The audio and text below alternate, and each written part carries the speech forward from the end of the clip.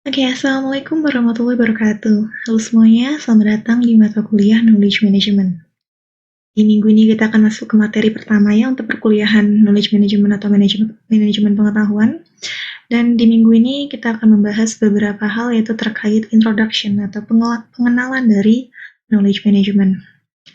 Oke, jadi target untuk minggu ini kita akan mempelajari sebenarnya apa sih knowledge management gitu. Yang kalian mau pelajari kan knowledge management ya atau manajemen pengetahuan.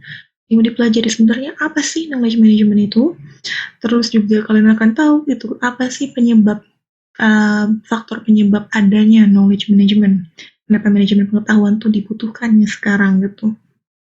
Dan juga peran dari knowledge management di organisasi atau instansi-instansi di masa kini, serta kita akan membahas sedikit gitu knowledge management system atau sistem dari manajemen pengetahuan itu ada apa aja, klasifikasinya, dan yang terakhir yaitu apa sih yang bisa kita katakan sebagai knowledge management yang efektif itu yang seperti apa? Oke, yang pertama, kalian tahu nggak sih apa knowledge management itu? Kalau kalian pertama kali dengar knowledge management, manajemen pengetahuan, itu sebenarnya seperti apa sih? Jadi, ada suatu pernyataan ya dari Drucker tahun 1994 bahwa knowledge itu adalah key resource atau apa sumber daya yang penting. Itu kenapa? Karena katanya bahwa knowledge itu menjadi sumber daya penting untuk meningkatkan misalnya nih nations militernya, kekuatan militer suatu bangsa, terus juga ekonominya, dan lain sebagainya, dan bidang-bidang yang lainnya gitu. Jadi dengan kata lain, untuk memajukan suatu bangsa, untuk membuat suatu bangsa itu semakin maju, semakin berkembang, kita memerlukan knowledge atau pengetahuan yang berkualitas gitu. Dan terus produktif, artinya terus akan muncul knowledge-knowledge yang baru gitu, yang bisa diterapkan untuk meningkatkan kinerja suatu bangsa gitu kan di berbagai bidang. Jadi knowledge itu memang adalah suatu sumber daya yang sangat penting ya. Nah ini menurut pernyataan dari Drucker. Jadi sebenarnya apa sih knowledge management? Kalau kita membuat dengan apa ya istilah yang simpel bahwa knowledge management itu gimana caranya kita melakukan sesuatu untuk mendapatkan, untuk mengumpulkan sumber-sumber daya pengetahuan yang berkualitas gitu dari sumber daya mana aja.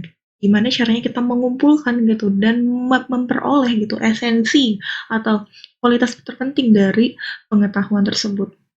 Jadi knowledge management itu berfokus gimana kita mengambil ya, kita mengumpulkan pengetahuan-pengetahuan dan kita mengorganisirnya, kita memanagenya agar apa? Agar pengetahuan yang sudah kita kumpulkan, yang sudah kita manage itu bisa kita peroleh gitu, bisa kita ambil lagi gitu, kapanpun kita perlukan, dimanapun kita perlukan gitu. Jadi gimana ilmu atau pengetahuan yang tadi udah kita kumpulkan, kita manage gitu. Lalu ketika satu saat kita perlu ilmu itu kembali, pengetahuan itu kembali, bisa kita peroleh gitu dengan mudah, kapanpun dan dimanapun.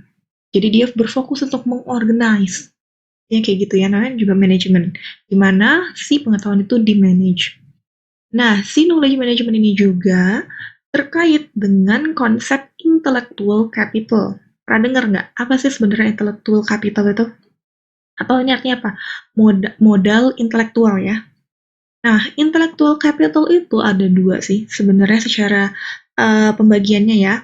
Ada human, ada structural. Berarti ada manusia dan juga ada struktural. Nah, human capital itu seperti apa? Nah, misalnya ini contohnya adalah knowledge in the minds of Microsoft software developers. Artinya apa sih sebenarnya? Jadi human capital itu adalah modal berupa pengetahuannya di sini, bukan berupa modal berupa uang gitu. Karena kita berbicara pengetahuan, jadi ini ruang lingkupnya tentang pengetahuan. Jadi modal berupa pengetahuan yang ada pada masing-masing manusia gitu. Jadi katakan misalnya kalian kan bisa dikatakan kalau bisa buat software dan bisa mengembangkan software tuh kan software developers kan. Tapi apakah mind kalian, ilmu yang ada di pikiran kalian, yang ada di otak kalian tuh akan sama dengan ilmu yang ada di para software developers di suatu instansi, misalnya instansi besar kayak Microsoft gitu atau pada Google? Enggak kan? Nah, makanya knowledge yang ada di software developers ini berharga gitu, karena masing-masing software developers gitu di instansi manapun tuh akan memiliki ilmu yang berbeda-beda pula. Jadi modal human gitu, modal pada manusia itu adalah modal yang ada pada diri masing-masing manusia itu gitu, yang ada di pikirannya, baik itu berupa software developersnya, researchernya, atau business manajernya dan lain sebagainya gitu. Dan itu juga termasuk dengan pengetahuan gitu, pengetahuan yang ada pada vendors dan customernya. Karena apa? Ketika nanti produk itu rilis gitu kan ke masyarakat dan akan dijual, itu kan si vendornya atau si penjual itu kan pasti punya pengetahuan tentang si produk tersebut gitu. Kenapa juga dia mau ngejual produk tersebut? Pasti dia punya pengetahuan tentang produk tersebut, apa emang disukai si pasar dan apa fungsi si produk tersebut, keunggulannya daripada produk yang lain. Itu si vendornya juga punya ilmu gitu, punya pengetahuan tentang itu. Nah, customernya juga, saya customer yang mau beli produk A gitu, kenapa dia beli produk tersebut? Gitu kan pasti dia punya pengetahuan tentang itu. Nah, itu dinamakan sebagai human capital. Sedangkan kalau structural capital itu adalah semua hal yang remains, yang tinggal setelah employee tersebut pergi. Maksudnya gimana? Jadi kan ketika nih, misalnya kita bicara tentang Microsoft aja lah di sini. Pegawai-pegawai Microsoft itu kan memiliki pengetahuan di pikiran mereka masing-masing, di otak mereka masing-masing ya. Nah, tapi ketika mereka pergi, mereka pulang ke rumah gitu ya, ya kan ilmu atau pengetahuan dari otak mereka tuh kan ikut pulang gitu kan, nggak tinggal tuh otaknya di perusahaan, enggak kan. Tapi pasti ada gitu, masih ada pengetahuan atau karya mereka dari pengetahuan mereka tuh yang juga remains, yang tinggal di perusahaan tersebut gitu. Bisa berupa copyright, customer files, atau bisa kayak proses softwarenya gitu kan, database-nya dan lain sebagainya. Jadi structural capital itu adalah semua hal gitu yang mungkin bisa dikatakan hasil ya dari pengetahuan ini yang memang tinggal gitu. Tinggal di perusahaan gitu, di instansinya. Gak ikut pergi dengan si human-nya gitu. Yang bisa dipahami ya. Nah, lalu kenapa sih sebenarnya knowledge management itu ada gitu? Faktor penyebabnya kenapa knowledge management itu penting tuh sebenarnya apa sih gitu? Nah, di sini dinyatakan bahwa ada 4 faktor penting sebagai forces yang mendrive knowledge management, yang menyebabkan adanya knowledge management. Yang pertama ada increasing domain complexity, lalu yang kedua ada accelerating market volatility, dan yang ketiga ada intensified speed of responsiveness, dan yang terakhir ada diminishing individual experience. Nah, ini maksudnya apa? Nanti ya kita bahas. Yang pertama ada increasing domain complexity. Nah, maksudnya gimana sih? Simpelnya gini, misalnya kan katakan kalian adalah suatu pengusaha ya, yang mau menjual suatu produk, misalnya produknya berupa pakaian. Kalau zaman dulu nih, kalian mau jual pakaian, yang penting kalian ada yang bisa ngejahit, tahu fashion gitu kan, udah jual. Mungkin kayak gitu. Kalau sekarang untuk membuat usaha pakaian aja gitu kan, kalian itu domain pengetahuannya, domain ilmunya tuh akan banyak.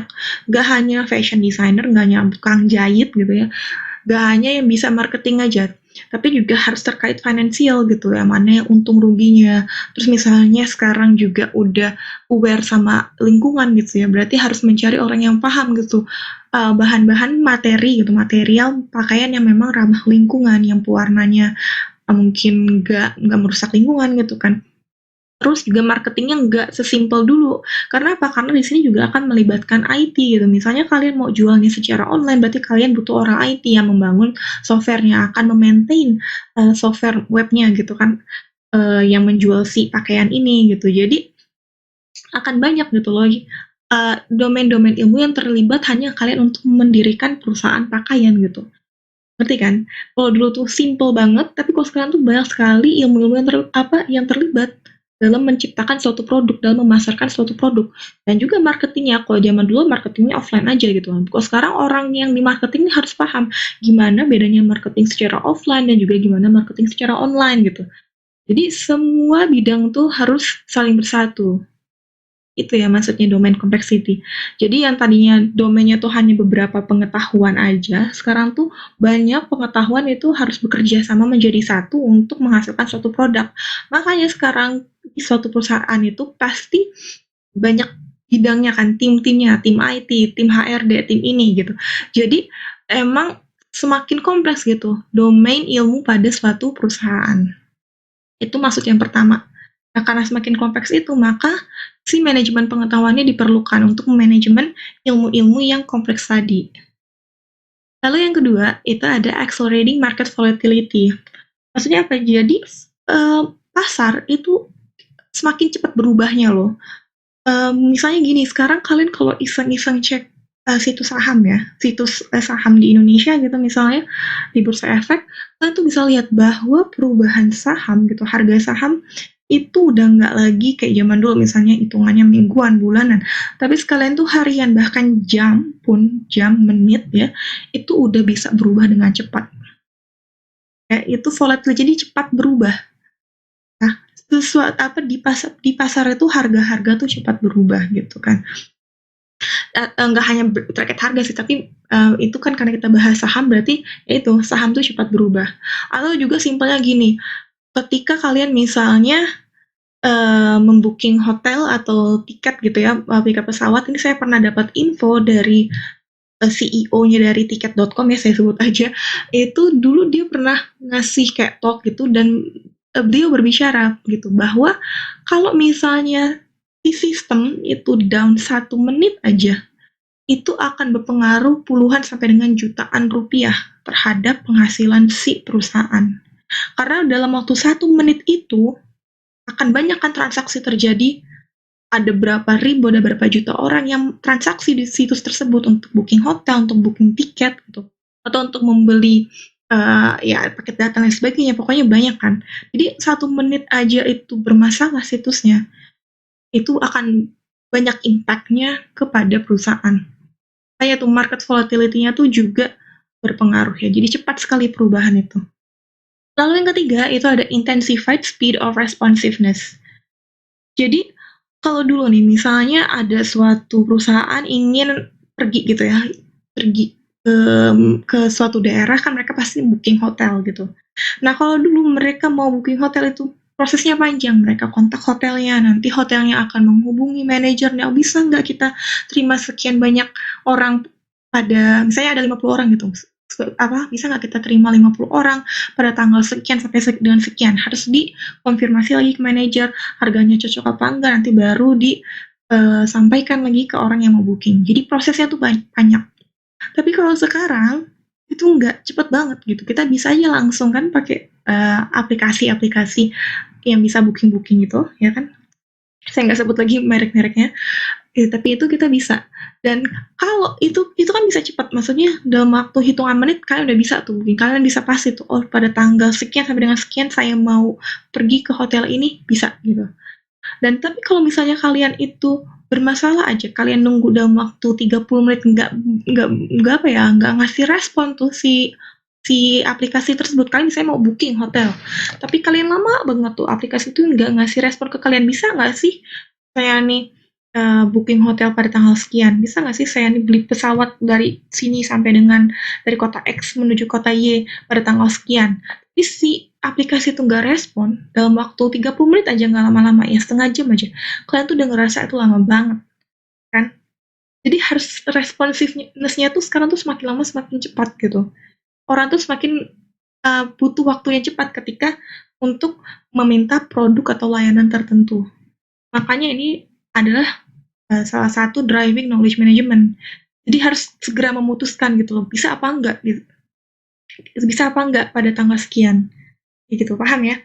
Lalu yang keempat itu adalah diminishing individual experience. Jadi kalau zaman dulu nih, misalnya kita mau kerja di suatu perusahaan, yang pegang posisi-posisi manajer itu kan pasti mereka yang udah memiliki pengalaman kerja misalnya di atas 10 tahun. Kenapa? Karena kan posisi-posisi penting misalnya kayak manajer gitu kan mereka adalah posisi yang akan memberikan decision making atau memberikan keputusan. Ya kan berarti apa? Mereka harus punya experience atau pengalaman yang mumpuni yang memang karena berdasarkan pengalaman mereka yang banyak itu, mereka bisa memberikan keputusan yang paling bijaksana.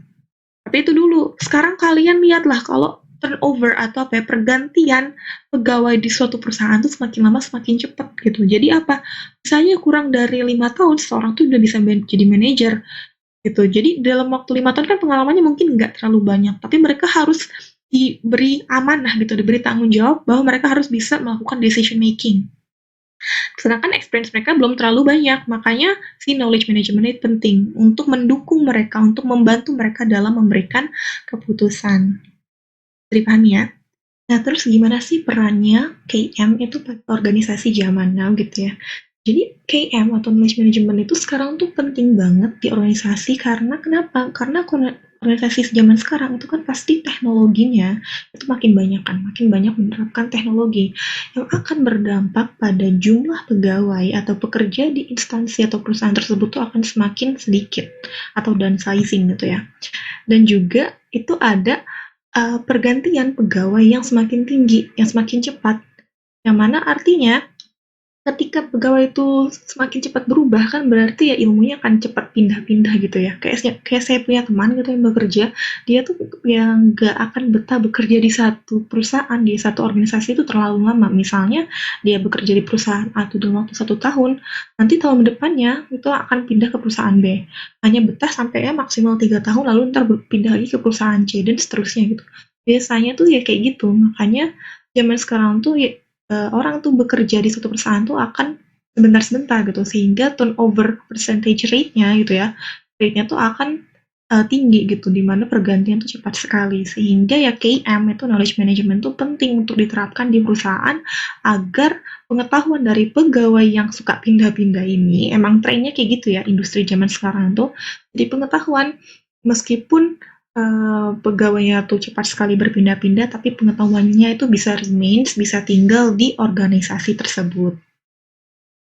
Lalu apa sih sebenarnya knowledge management system itu? Jadi kan knowledge management system itu adalah suatu sistem untuk memanage pengetahuannya. Gimana caranya? Jadi sebenarnya ketika seorang itu ingin bagi pengetahuannya pada orang lain itu kan bisa secara socialize gitu.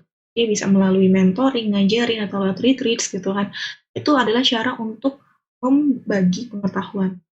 Nah, tapi di sini juga kita akan menerapkan information technologies gitu. Jadi menerapkan teknologi untuk membagi pengetahuan tersebut dalam mekanisme knowledge management bisa menggunakan web-based conferencing atau ya teknologi lainnya.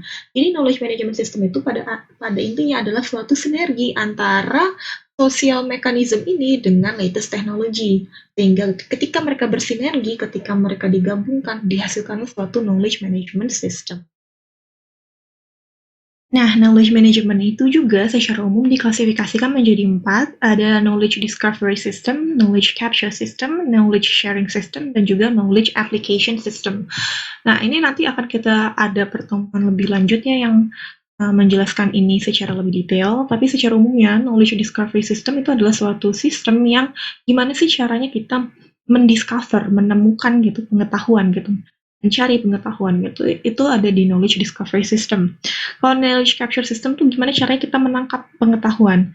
Jadi kan kalau di discover itu bagaimana masing-masing individu tuh bisa mendiscover knowledge. Kalau di sini tuh jadi kan masing-masing individu, masing-masing orang tuh punya knowledge-nya masing-masing gitu kan. Gimana caranya knowledge dari masing-masing orang itu kita capture, kita kumpulkan, kita tangkap gitu loh. Jadi kayak gitu ya. Kita tangkap, kita masukin ke sistem. Gimana caranya kita mengcapture pengetahuan dari masing-masing orang tersebut. Lalu kalau di knowledge sharing system tuh gimana caranya kita membagi pengetahuan yang ada di ya yang udah kita capture di sini dari masing-masing orang kan kita bagi ke orang-orang yang lain gitu. Gimana caranya kita men-share, kita membagi knowledge tersebut.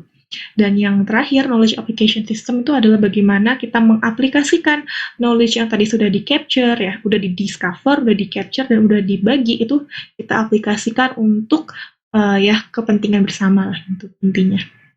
Nanti ini akan ada pertemuannya sendiri yang membahas keempat sistem ini secara lebih lanjut. Lalu di sini ada effective knowledge management. Jadi knowledge management yang seperti apa sih sebenarnya bisa kita katakan sebagai KM yang efektif gitu.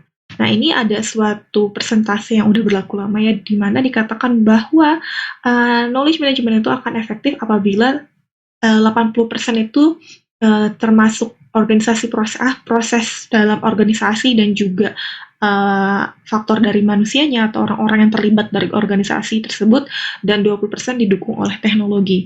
Ya meskipun sebenarnya kalau sekarang ya IT itu lebih banyak perannya sih, nggak hanya 20%, cuman ini adalah persentase boleh dibilang paling ideal lah gitu ya, yang tetap berlaku sampai sekarang sebenarnya. Oke, jadi knowledge itu kan kita tahu bahwa pertama itu diciptakan dari otak manusia gitu kan. Ya manusia zaman dulu kan semakin lama berkembang tuh ya pemikirannya. Jadi emang knowledge itu pertama diciptakan, ditemukan dari people's mind gitu. Jadi orang apa ya, orang yang berkecimpung di knowledge management ini harus tahu gimana sih caranya untuk mengidentifikasi agar orang-orang ini bisa disemangati gitu ya, bisa di encourage untuk menciptakan atau mendevelop knowledge baru gitu. Karena knowledge itu kan akan terus berkembang. Nah, gimana sih bisa berkembang itu?